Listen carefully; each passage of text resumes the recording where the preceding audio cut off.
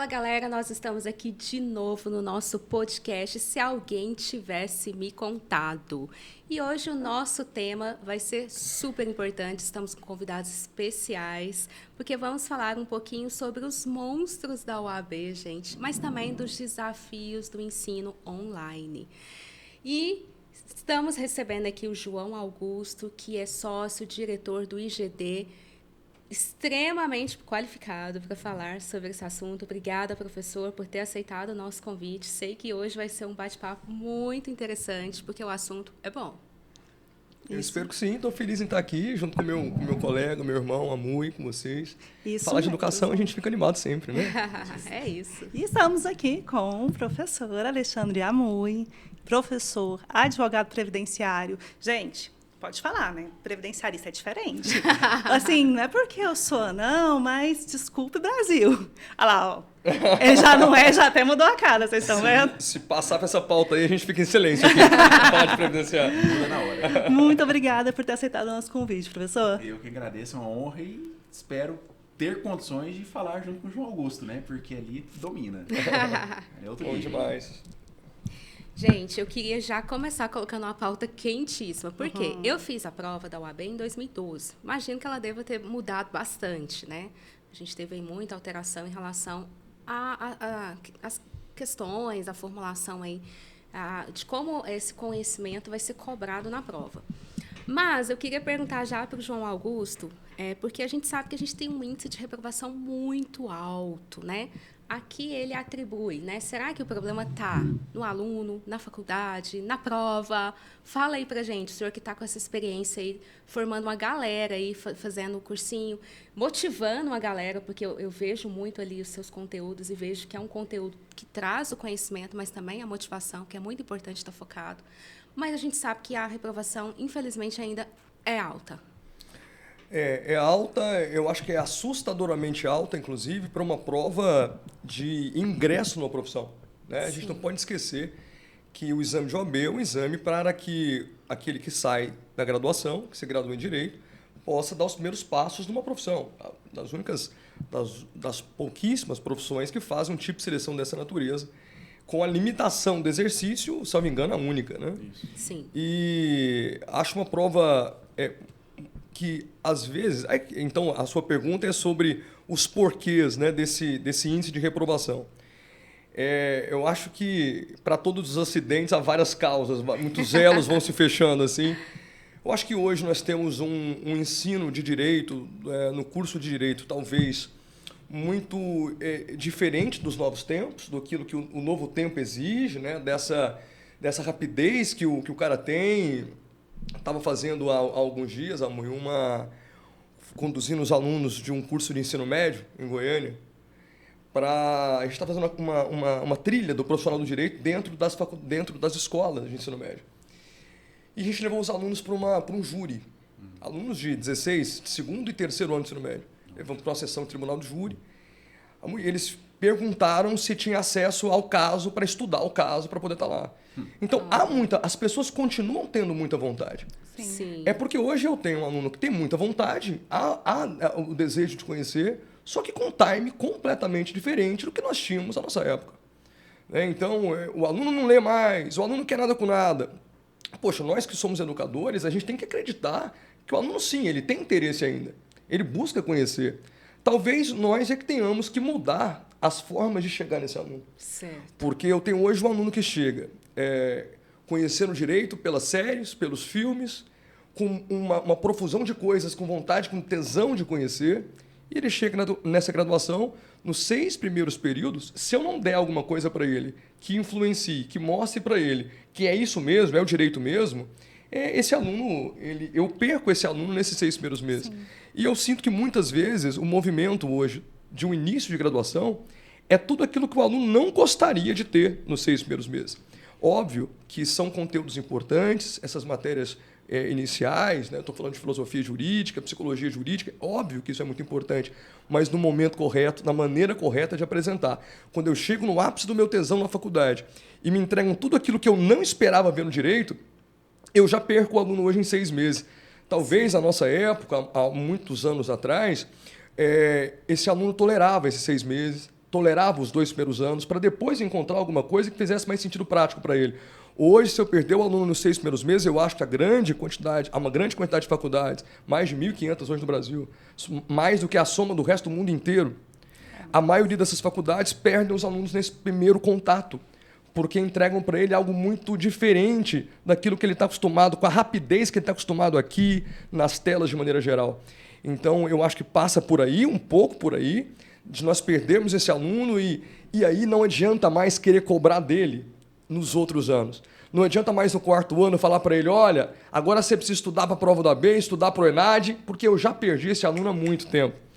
Agora, eu ainda acredito que se a abordagem for certa, e está aqui o Amuy, que é um cara genial em sala de aula também, se a abordagem for certa, se nós conseguirmos o compromisso desse aluno, ele acreditar com o que a gente está falando é importante para ele, eu consigo exigir leitura, eu consigo exigir dedicação ainda e ele vem. É ele porque vem fica muito distante, né, professor, da muito realidade. Distante da realidade. Da idealização que ele tem, da profissão, advinda aí do que o senhor disse, do filme, da série, e daquilo que de fato ele vê na faculdade. Sim. E eu achei interessantíssima a sua colocação, porque eu passei por isso. E olha que tem algum tempinho já, né?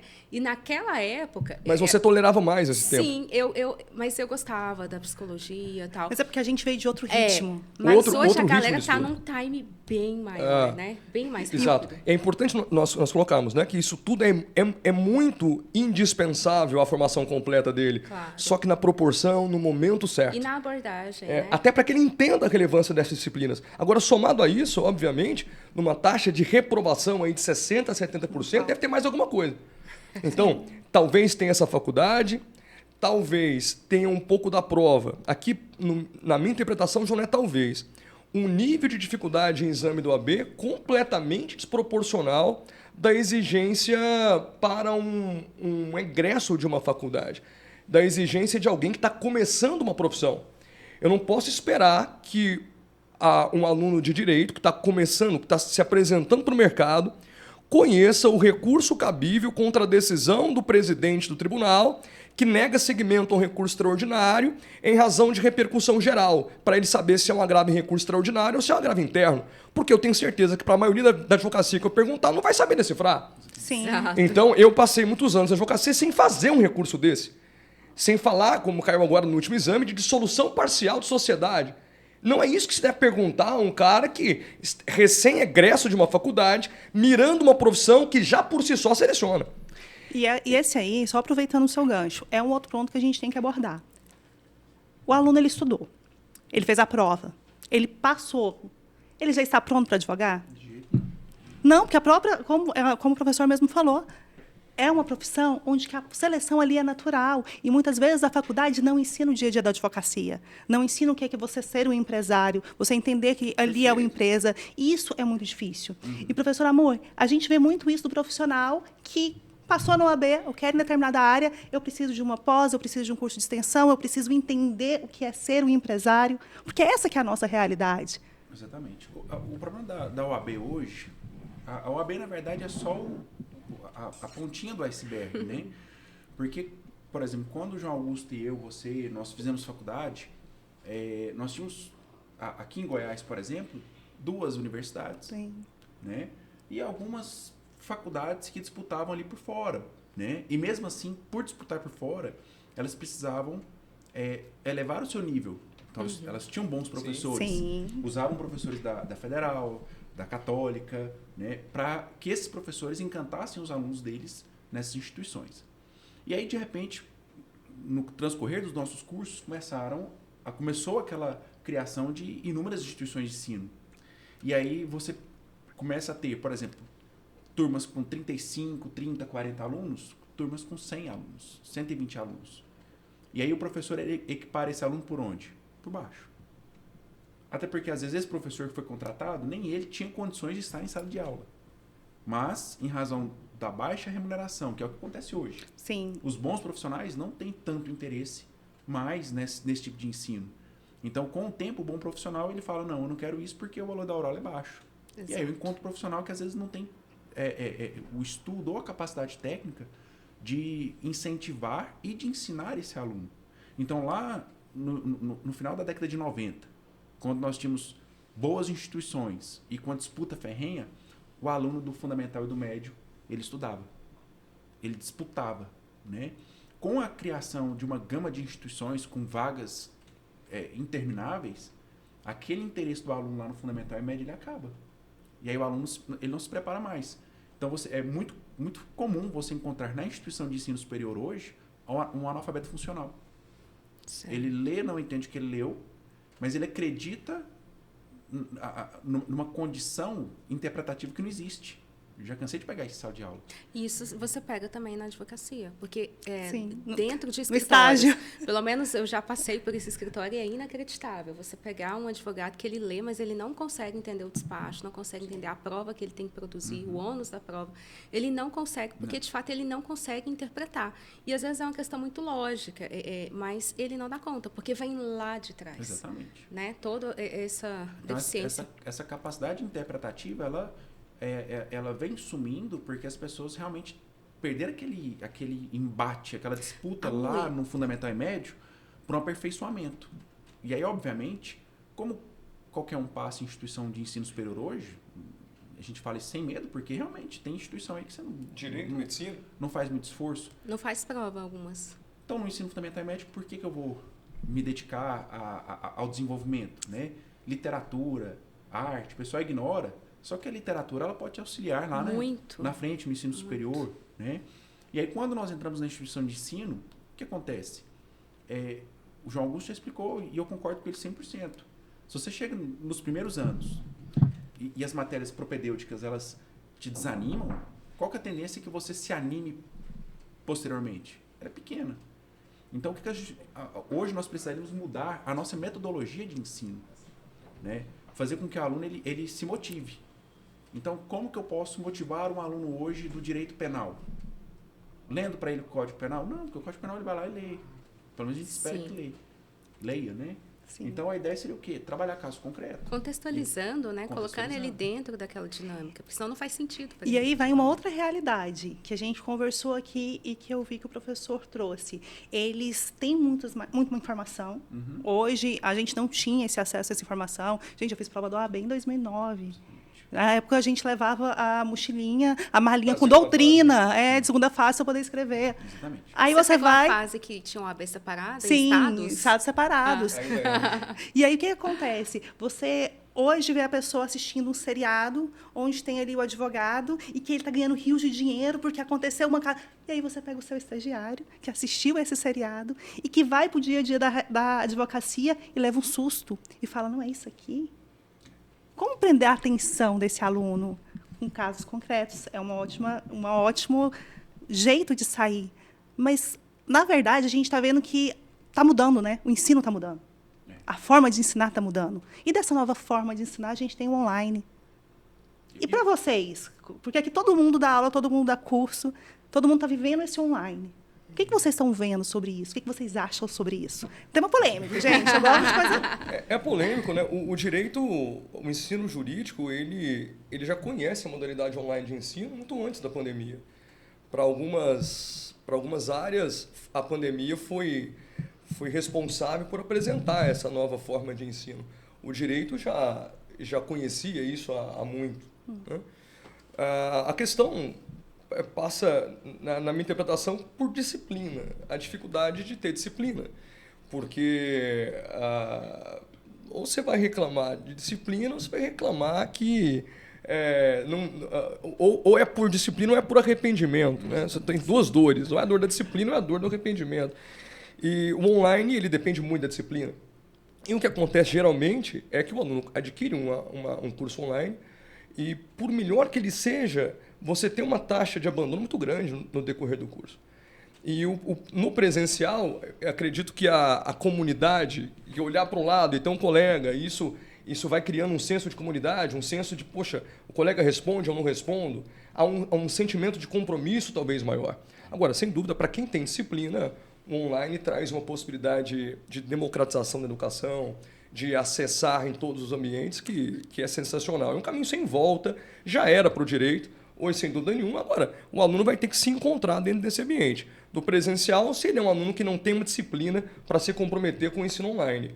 E o aluno que é disciplinado, ele tem hoje a ferramenta online para assistir aula com 2 vezes de Mais mais rápida, assistir mais lento um pouco, poder pausar, poder Pausar. copiar, isso é sensacional. Exato. Agora, a mensuração é de cada aluno para saber se ele tem disciplina ou não para conseguir terminar um curso desse. Hoje, o que acontece muitas vezes é ele entrar num conglomerado que virou um Netflix de cursos jurídicos.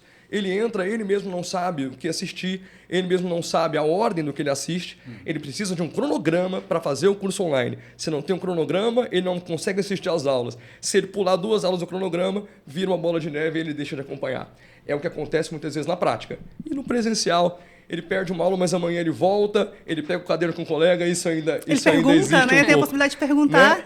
Então, acredito que o movimento é pendular. Muita gente foi para o presencial e depois se encontrou no online, mas muita gente foi para o online e talvez não encontrou a qualidade que buscava, não encontrou sintonia, familiaridade com essa questão que envolve disciplina e hoje volta para a sala de aula. A gente tem esse movimento de retorno também, de êxito do aluno do online voltando ao presencial. Exatamente. A questão do online ainda tem o fator psicológico, né? Porque para você ter disciplina sozinho, não é algo mais fácil. difícil. É. E aí todos os dias você acorda, você olha para o seu computador, para sua mesa e não tem ninguém. Então existe aquele fator solidão. Então lá no direito de O trabalho... fator solidão foi boa. E aí você vai lá, por exemplo, o direito de trabalho, o teletrabalho, né, o home office. Por que que muitas empresas aderiram ao home office de forma obrigatória por conta da pandemia e várias delas desesperadamente voltaram para o online?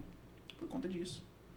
Porque você passa a ter aquela relação fria, aquela relação distante, e aí o próprio trabalhador começa a não se concentrar mais, começa a perder o foco, e aí o que ele produzia no presencial, ele produz menos no home office. Por incrível que pareça, porque a ideia era, se eu não gasto 1 hora e 30 de trânsito, ônibus, então Mas eu é porque o produzo ser mais. humano, ele é social, né? Exatamente. Não tem como. E aí essa solidão, o cara chega lá todo dia, ele começa a pensar um monte de coisa. Então, por mais que ele tenha disciplina de sentar na frente do computador, a mente dele começa a se esvaziar. E aí ele não consegue concentrar naquele... Não tem a produtividade. Aquela produtividade. Tem um estudo recente falando sobre os danos do home office.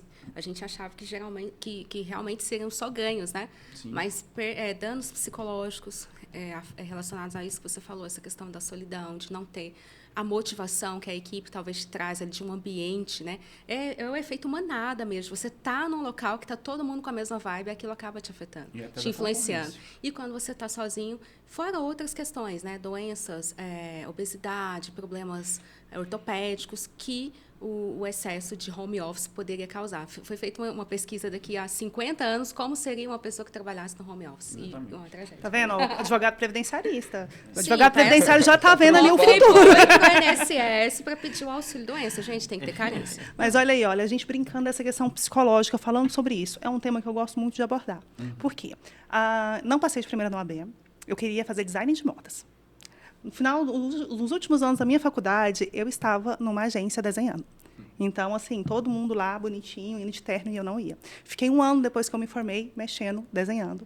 Até que eu voltei para as minhas origens, né? Eu vi que os professores me contavam que dava certo, né? Que eu tinha jeito. Deixa eu testar. E você acreditou. Só sei que eu voltei, e aí para você começar de novo, depois de 1 ano, sem estudar, sem ter o contato com a matéria voltar, não foi fácil. Eu sempre fui muito cabeção, achei que eu ia passar de primeira. Primeira, segunda, terceira, eu passei de 4ª. E, para mim, foi uma questão muito psicológica, porque eu tremia. Eu suava. Gente, quando eu passei, eu estava com dengue. Eu acho que eu estava tão passando mal que o psicológico não me abalou naquele momento. E isso, hoje em dia, para essa galera que está chegando, como que está esse psicológico? Você acha que não, realmente a questão mais é estrutural mesmo, é questão de matéria. Ou essa galera está preparada psicologicamente também para isso? E não é só para o exame, é para os enfrentamentos da vida, gente. A profissão, a vida real, ela é difícil. Ela não é tão bonitinha igual num seriado, como a gente estava brincando. Até a questão de seriado, eu sempre falo pro pessoal, se você quer ver o lado da advocacia predominante, né, não em relação aos rolos, né, mas o seriado interessante é do Better Call Saul, né, que é aquela continuação do Breaking Bad. Você pega um advogado que não tem conhecimento, formou online, até esqueci o nome da faculdade lá. Da Gente, eu não assim. assisto séries. A história é essa? Foi online? Formou online. Fez EAD. E o irmão dele era aqueles advogados de altíssimo nível, né, formado em Harvard, então, assim, outro nível, um escritório grande. E o irmão mais novo, que até tinha sido preso, mexia com coisa errada, aí ele formou online e começou a advogar. E pro irmão dele era inaceitável. Né, porque, assim, como que eu, choque. intelectual, tenho como colega um cara que formou online. Então, aí, e o que acontece? Isso é muito real, Ele viu, nunca amor? chega ao nível do irmão. O irmão tinha um baita do escritório, respeitado, e ele não. Mas ele conseguiu ganhar dinheiro? Conseguiu, e muito. Só que aquela advocacia mais tensa, né? Muito cliente, muito processo, uma loucura, né? Para ele conseguir ganhar dinheiro. Só que ele demorou a ganhar dinheiro e logo perdeu tudo porque, né, no caso dele, envolvido com rolo. Mas a grande maioria dos advogados hoje em dia, eles basicamente recebem os seus honorários para pagar a dívida. Sim. Então é muito difícil o cara se manter na advocacia hoje, em especial no início de carreira, por conta disso, porque a concorrência é gigante, né? O cara não tem curso de gestão, ele não tem aprimoramento técnico para gerir o próprio escritório e ele não entende que a advocacia demora a dar resultado. Sim. Né? Então, dentro dessas condições, eu falo para o aluno, falo assim, olha, a questão psicológica, a sua preocupação não tem que ser para a OAB, ela tem que ser pós-OAB. Sim. A sua preparação psicológica. Até porque na OAB, qual que é a sua concorrência? Você. Você mesmo, né? Então, na minha opinião, o que afeta psicologicamente o aluno hoje é justamente essa falta de preparação. Então, quando ele olha, por exemplo, processo civil, aquele tanto de conteúdo, por que ele apavora? Porque ele não sabe conteúdo. Quando ele pega direito de trabalho, processo de trabalho, aquele tanto de conteúdo, por que ele apavora? Porque ele não sabe o conteúdo. E ele tem pouco tempo, quando ele chega no cursinho, é que ele fala assim, agora eu tenho que aprender. E aí que ele se depara com aquele tanto de conteúdo, o professor falando conteúdo, aí ele apavora. Mas ele apavora não por conta da pressão que a prova exerce sobre ele, mas por conta de não ter, efetivamente, conhecimento sobre as matérias que serão cobradas. Sim. Eu acho que você falou uma coisa importante. Você falou, o aluno não faz prova. Ela se referia a não fazer prova para entrar numa universidade. Talvez esse seja um dos pontos. Mais uma vez, não é um ponto só. Eu acho que eu não consigo falar sobre o porquê da ansiedade do mundo, né? Mas talvez um pouquinho sobre a ansiedade do aluno. A gente que está ali no dia a dia com ele, a gente possa tentar explicar com alguns motivos, alguns porquês, né? O fato de nunca ter feito prova pode ser um deles, um desses elos. Porque ele não fez prova que realmente cobrasse dele para entrar na universidade. A universidade também hoje, da forma que ela se constitui, com uma concorrência grande entre as faculdades particulares, especialmente, ela lida com o aluno muitas vezes como um cliente, ela não pode reprovar. Então, a gente tem que partir da premissa que a primeira prova, muitas vezes, da vida desse aluno é a prova da OAB. Eu já pensei isso algumas vezes. A primeira prova que realmente segura ele, eu falei assim, irmão, se você não passar aqui, não dar o próximo passo, é o exame da OAB.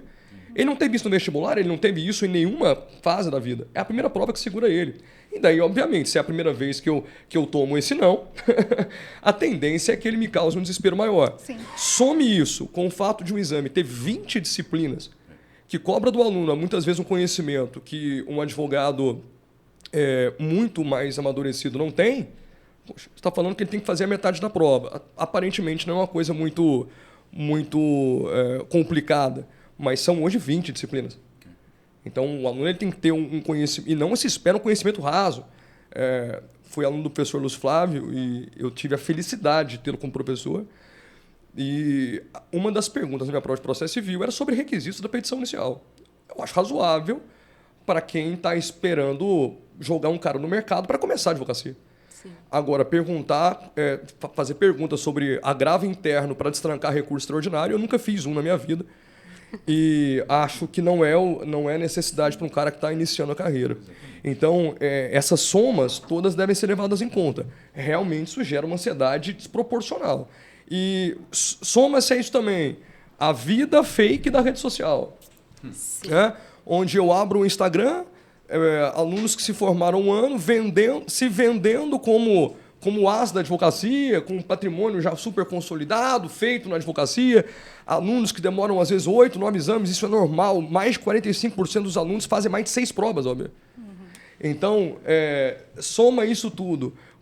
Aí eu entro para a minha rede social, vejo colegas que se formaram um ano, já mostrando um patrimônio formado a partir da advocacia, e obviamente isso não representa a vida real, isso vai gerando uma ansiedade, né? Mas são elos, certamente há outros, mas esses são alguns importantes. A prova, eu repito, eu acredito que é uma prova muito desproporcional de cobrança fora da realidade dos cursos, fora da realidade do que se espera de um cara que está começando a vida profissional na advocacia. Você falou uma questão muito importante da prova, né? Porque eu estava pensando aqui e realmente faz sentido. Quando eu ainda tentava a graduação, né? Mais por amor do que financeiramente, eram 10 questões. Você não poderia cobrar mais do que 10 questões, era a regra da instituição. E o aluno tinha 3 horas para fazer 10 questões. Nossa. Olha aí. Você é dessa época, muito de 10 questões? Eu nem sabia que já existia um dia.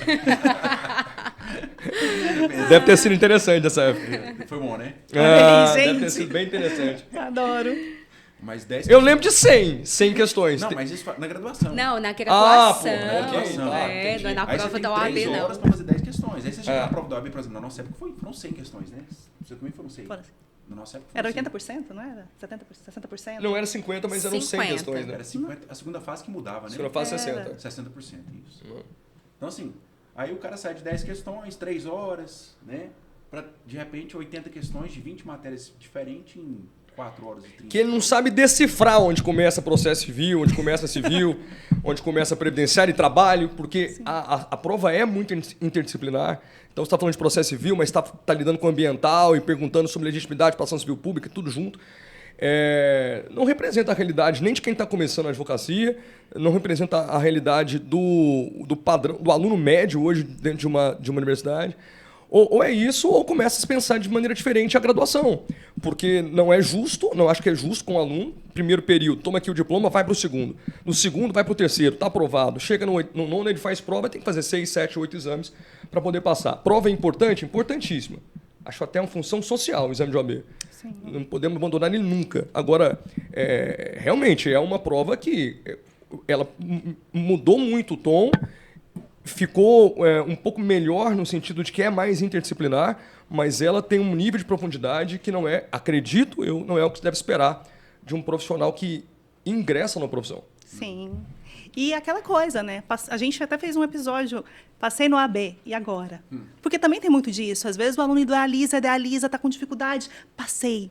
Mas e agora? E agora o cara vai fazer um curso de marketing jurídico para vender um negócio que ele não sabe o que é ainda. Sim, né? tem muito E eu disso hoje. sou um crítico desse formato do aluno que ele passou no exame de OAB com uma peleja danada, porque realmente é difícil. Primeira coisa que ele se preocupa é com a embalagem. Ele está fazendo curso de marketing. Você, meu querido amigo, está fazendo curso de marketing jurídico, é fantástico mesmo. Mas a preocupação com o conteúdo, com o que você vai vender, antes de fazer propaganda do que se vende, preocupar com o que você está entregando. Eu tenho sentido muito essa pressa do digital. Eu estava vendo vocês falarem aqui, vocês lidam de maneira genial com isso, né? Mas essa pressa pelo digital, essa pressa por vender o que eu não tenho, essa pressa para me colocar de uma maneira que eu não tenho certeza se eu sou ainda. Eu acho que isso tudo também gera ansiedade. Com certeza. Isso compromete os passos que devem ser dados buscando a formação de um profissional mínimo para a advocacia. Né? Então, eu tenho percebido isso muito nos alunos. Poxa, a primeira coisa que faz é o Instagram. Aí pergunta qual a cor da paleta de cor do Instagram. Eu falei, filha, poxa, vamos lá, né? Vamos estudar competência primeiro, vamos entender para onde endereçar a ação. Porque eles vêm com essa pergunta. Sim. Minha dificuldade, professor, é prática. Muitas vezes não é prática. Muitas vezes o que falta a ele é a leitura daquelas coisas lá de trás que ele nunca leu. Um professor meu falava que o aluno de direito hoje é um aluno de apenas 50 obras. À época, ele criticava o aluno, ele contava mais ou menos que eram 50 disciplinas no curso. Cada aluno lia só uma doutrina por disciplina. Imagina hoje. Hoje Ô, não. Prefeito, Hoje hoje é chat Agora. GPT. hoje é chat GPT, inteligência artificial. É o que é. Claro, é imperioso buscar um aprofundamento maior disso, de maneira a mostrar para o aluno que isso é importante também, porque não adianta você pedir para ele pesquisar, para o TCC dele entrar numa gaveta de uma faculdade, que ele não vai pesquisar mais. E está todo mundo falando em pesquisa para virar um TCC que vai ser engavetado. Se você não vincular esse aluno hoje com algo prático, que faça realmente sentido para a sociedade e tudo mais, você perde ele no primeiro período e nunca mais você pega ele de volta. E o que eu vejo muito com as mídias sociais, e olha que eu gosto muito, virei a chavinha, não foi fácil entrar na mídia social. Como eu falei, já estou na advocacia aí, vou fazer agora 14 anos. Sou daquelas que foi empurrada, mas ou eu me adaptava ou eu estava fora também do mercado. Porque a gente tem que se adaptar. Só que a pessoa está te vendo ali na mídia social, ela surgiu agora. Não, ela não surgiu agora, ela tem toda uma caminhada. Tem uma trajetória, trajetória, Tem uma né? trajetória, tem um E processo. isso muitas vezes não é vendido só o sucesso O imediatismo, imediato. exatamente. É vendido Faça o um curso, use tal roupa, que tem a questão da roupa, do carro, né? E que vai você dar vai ter certo. sucesso. E eu acho que essa que é uma questão que tem que ser falada e tem que ser discutida com a responsabilidade que merece. Porque existe o processo. Eu estou vendendo, vou ensinar você a fazer um requerimento, a fazer um recurso. Você já fez um recurso? Você já conseguiu fazer esse recurso? Não consegui, não, mas é porque eu vi um curso. E a gente tem que ter muito cuidado. E também tem que se adaptar. É a faca de dois gumes, né, é uma dualidade. Porque não dá para se ignorar o cenário da rede digital.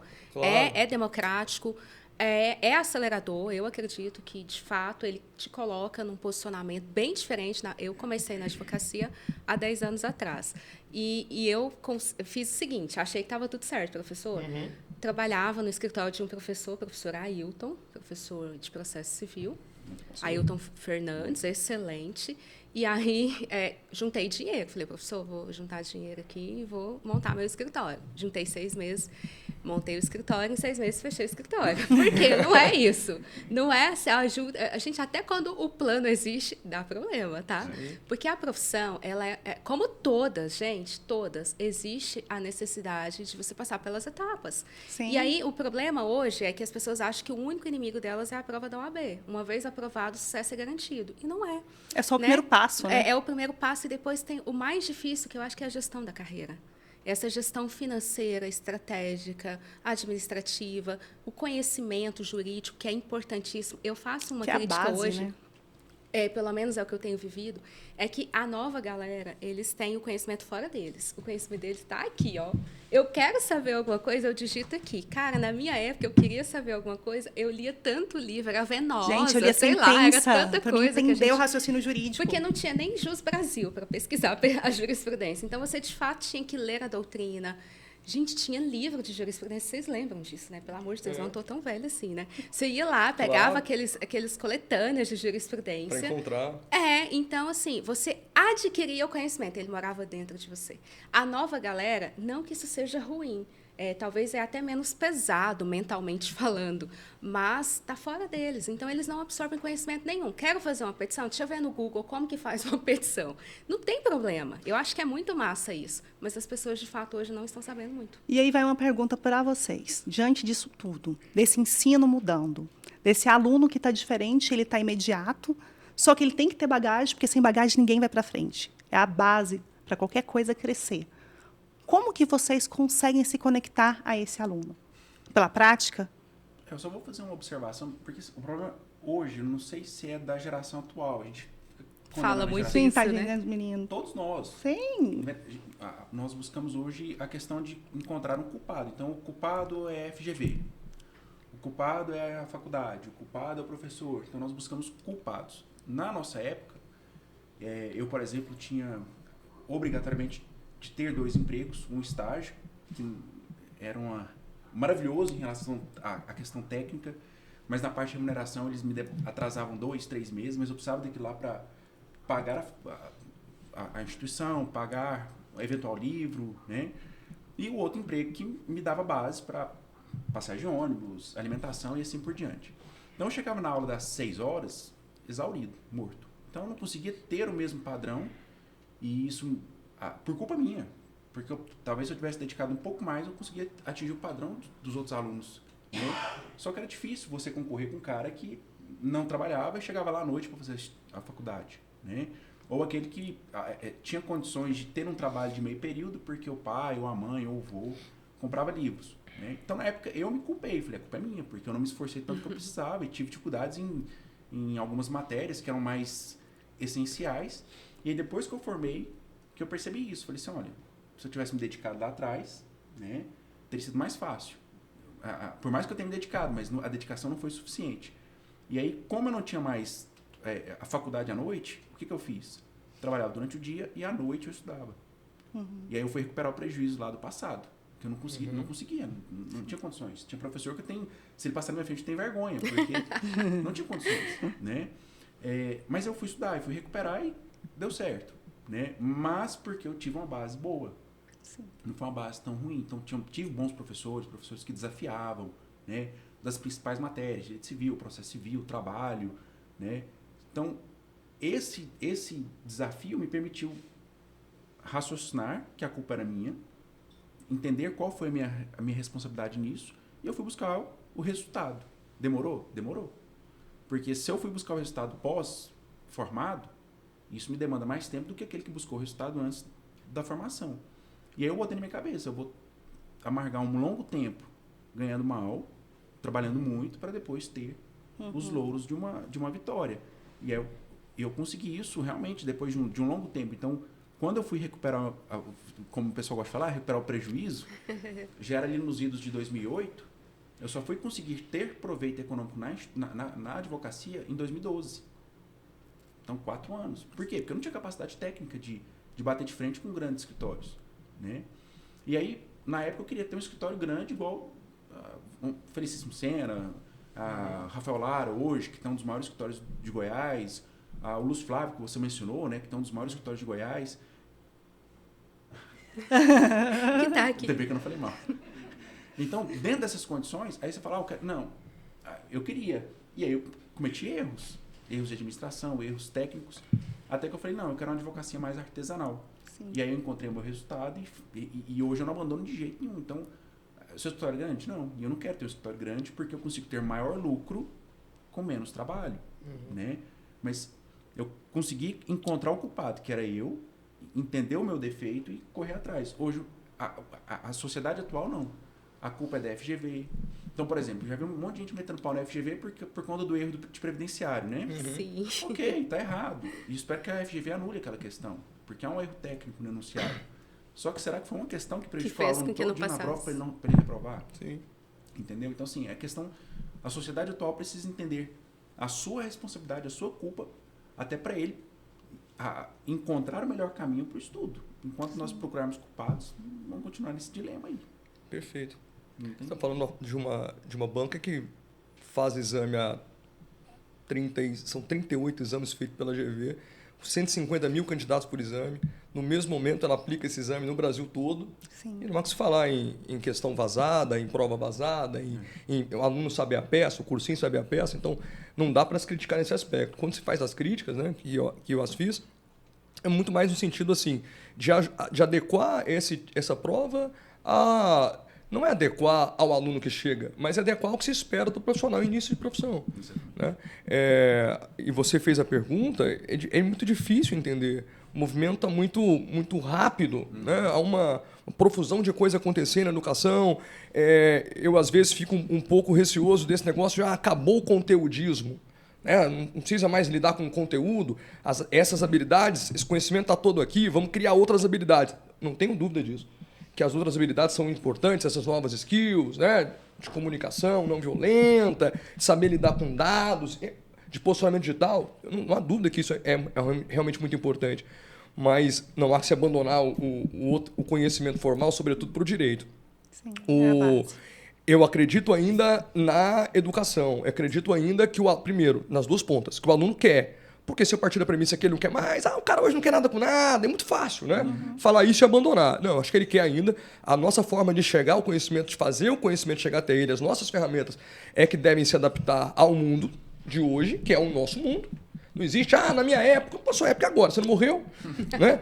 Então, é nós que temos que adaptar nossas ferramentas para fazer esse cara se encantar pelo que a gente faz em sala ainda. E bom. Quando isso vem de uma forma institucional, da instituição, melhor. Se não vem da instituição, é o professor que se vira em cada aula para poder encantar esse cara. E eu acredito nisso porque eu vejo acontecer em todas as salas que eu leciono. Então, poxa, eu crio ali oportunidade para o cara ver que isso que ele está estudando vai ter reflexo prático em pouco tempo. Irmão, é amanhã que você aplica isso aqui, vem comigo que eu te acredito. Se você não acredita, eu acredito em você, eu não vou te deixar, eu falo, não vou te abandonar. E muitas vezes fazendo um personagem mesmo para que ele acredite que aquilo que ele tem mais um pouquinho vai ser suficiente. E então eu confio ainda nisso e confio que esse cara despertado para isso e estudando ele vai ter uma evolução, somado isso com as ferramentas digitais, sensacional, porque hoje ele se apresenta e tendo o que entregar, ele tem a possibilidade de ter o contato com o cliente muito mais rápido do que nós tínhamos na nossa época. Sim. Muito mais. Esse caminho aí, com Democratizou, certeza né? foi encurtado. Não tem, sim, Democratizou. sem dúvida. E eu acho que criar essa conexão com o aluno é muito importante. Quando você cria essa conexão, quando você mostra o porquê, por que aquilo é importante, o que vai mudar na sua vida, aí você consegue encantar. Sim. E falando em conexão, para criar essa conexão, o nosso quadro, que Lá vem. é o seguinte, já é para quebrar um pouquinho desse formalismo, né? A gente começa a falar de educação, todo mundo aqui é muito apaixonado por ensinar, a coisa vai ficando séria. Vocês viram, né, gente? Todo mundo vai lá defendendo os seus posicionamentos. Então, para a gente criar essa conexão, para vocês dois, vai o nosso quadro. Vão ser 3 minutos. 3 não, né, Simone? 2. 3 2 é muito. minutos. Fatos sobre mim. Você vai contar qualquer fato aleatório que você acha que quem está ali, escutando a gente, nos assistindo, vai gostar de saber. E quem que vai ser o primeiro? Com cronômetro e tudo. Com Vai cronômetro lá, e tudo aqui. Você é um cara que tem muito mais bagagem que eu. Gente, conta, sei lá, quando vocês andaram de São bicicleta, barba você branca. caiu de bicicleta. Fatos sobre Cara, a mim. gente é Deixa eu professor de pegar- cursinho, a gente tem um monte de história pra contar. Aí, olha. Mentir é a nossa especialidade. Olha só. Deixa eu pegar aqui o relógio. Cadê o Coloca relógio? Tem 2 minutos. 2 minutos, tá vendo? É pouco tempo, já que você tem muita bagagem, tá vendo? 2 minutos 2 é minutos nem dá rapidinho. pra falar tudo. Vamos lá. Vamos lá. Amui, Curiosidades? fatos sobre mim, começando agora. Então vamos lá. Primeiro fato é que durante a graduação, até a graduação, eu era extremamente tímido. O ambiente desse aqui, para mim, era extremamente difícil de estar e de interagir. Né? Tanto que eu fiz pouquíssimas amizades, né, durante a faculdade. Tem gente que nem lembra que eu formei com eles. Essa é a dificuldade. Hoje, eu consigo estar numa sala de aula com 1.000, 1.500 pessoas tranquilamente. Isso não me afeta mais. Por quê, Alexandre? Não sei. Mudou a chave naquela época que eu falei para vocês que eu tive que buscar resultado.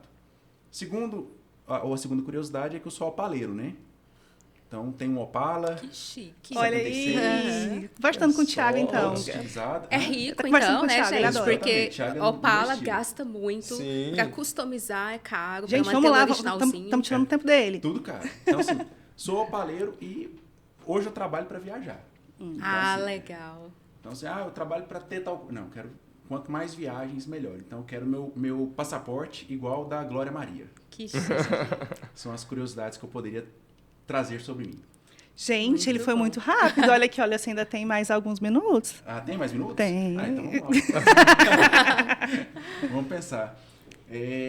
Deixa eu ver aqui. Em relação à profissão, hoje em dia, com o trabalho artesanal, né, eu consigo, por exemplo, me organizar e trabalhar até 4 horas da tarde. Então, já tem uns 2, 3 anos que eu não trabalho pós 4 horas da tarde. Né? Agora, se eu tivesse, por exemplo, Que um bênção grande isso. escritório... Que inveja. Aí eu vou dar aula para completar. Mas é questão só de organização. Então, são curiosidades que eu acho que Sensacional. se aplicam a mim. Aí, olha, ótimo. Muito bom. Simone, passa aí a próxima chamada. Então, vamos agora, pessoal. Vamos ouvir um pouquinho, então, sobre o nosso convidado, João Augusto. Fatos sobre mim, João. Valeu. Boa, vamos lá. Poxa, eu falei, a gente que lida com cursinho preparatório para concurso, para OAB, a gente tem sempre algumas histórias, nem todas elas publicáveis. Mas, poxa, eu já fiz bico de animador de festa infantil, e eu explico. Eu sempre lecionei chamando o juiz de Batman. O professor de processo civil, ele fala a palavra juiz várias e várias vezes. Então, para tornar o negócio mais interessante, eu chamava o juiz de Batman.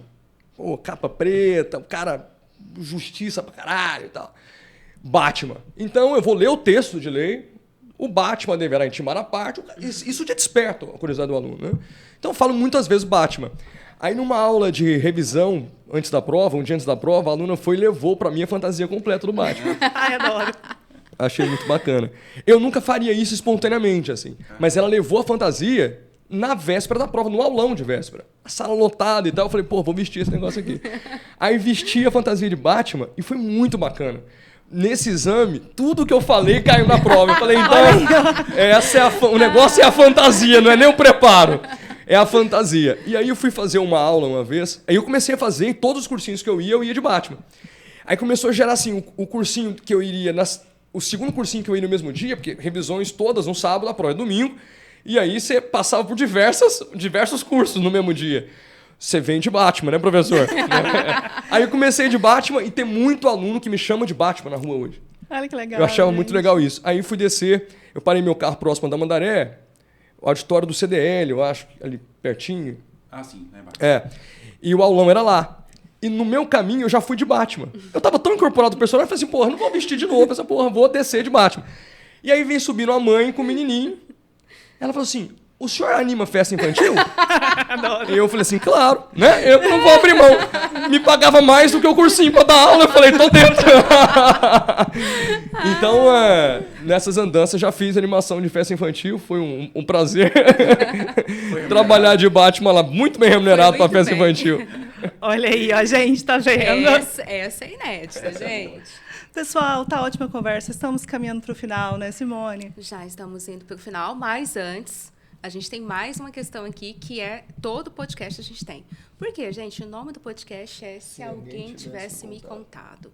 E agora a gente quer saber. Agora eu vou inverter. Vou perguntar para o Amui. Amui, lá no início, você já falou um pouco, né, aqui pra gente, da sua trajetória. Mas sabe aquele insight, vamos usar as palavras que o professor João gosta, aquele insight, se alguém tivesse te contado algo lá no início da profissão, que você falaria, nossa, isso teria mudado a minha realidade, hoje você já consegue identificar o que você gostaria de ter escutado lá? É meio complexo, né?